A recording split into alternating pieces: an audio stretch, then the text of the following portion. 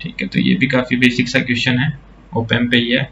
इसमें CMRR को आपको इनफाइनाइट करना है, तो आप इसको ट्राई कर लीजिए, उसके बाद मैं सोल्यूशन स्टार्ट करता हूँ। तो ठीक है, मैं स्टार्ट करता हूँ।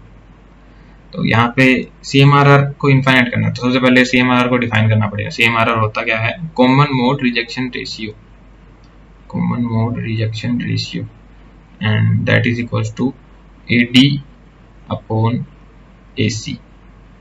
यहाँ पे AD क्या होता है? डिफरेंशियल मोड गेन, बोल देता हूँ मैं, पूरा लिखता नहीं हूँ, ठीक है। डिफरेंशियल मोड गेन, और AC होता है common mode gain, common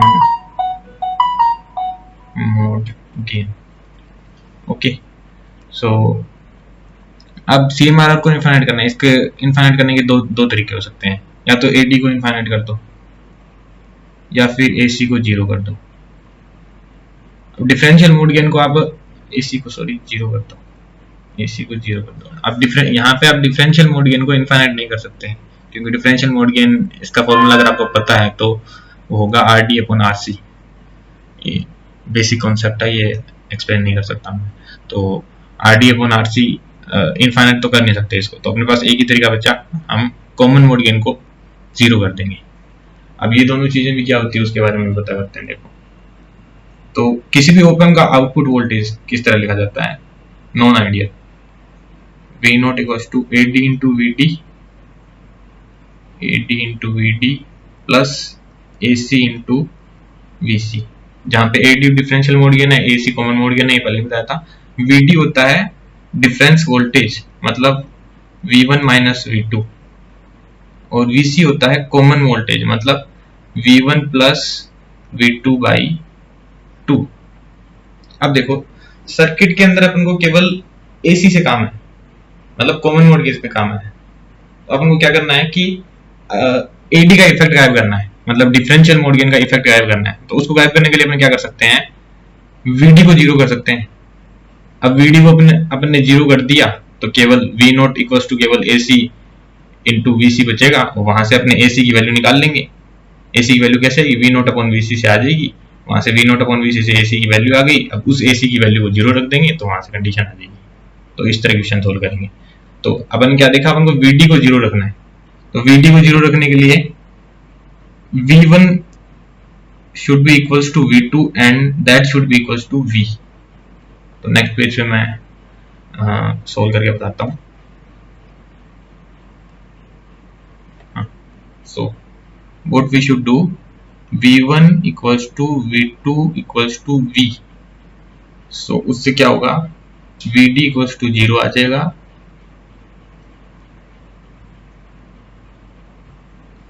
VD equals to zero आ जाएगा, और VC equals to V1 plus V2 by 2, मतलब V आ जाएगा। ठीक है, क्या था? V1 प्लस V2 बाई 2, तो VV 2V upon 2 equals to V। ठीक है, तो यहां से V आउट क्या बना? AC into V। ठीक है, तो AC की वैल्यू क्या आ जाएगी?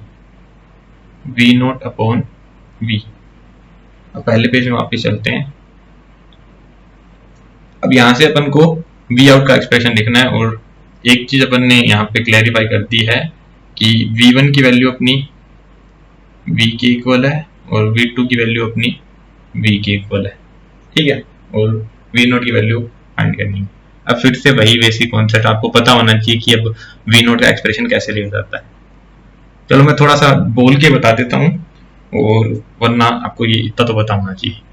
तो ठीक है, तो देखो कैसे लिखेंगे। जब भी दो सोर्स लगे होते हैं, बोथ इन्वर्टिंग और नॉन इन्वर्टिंग पे, तो क्या करते हैं? अपने एक को शॉर्ट कर देते हैं पहले, और एक का इफेक्ट लिख देते हैं, फिर दूसरे को शॉर्ट कर देते हैं, फिर दूसरे का इफेक्ट लिख देते हैं। बेसिकली सुपरपोजिशन थ्योरम अप्लाई करते हैं।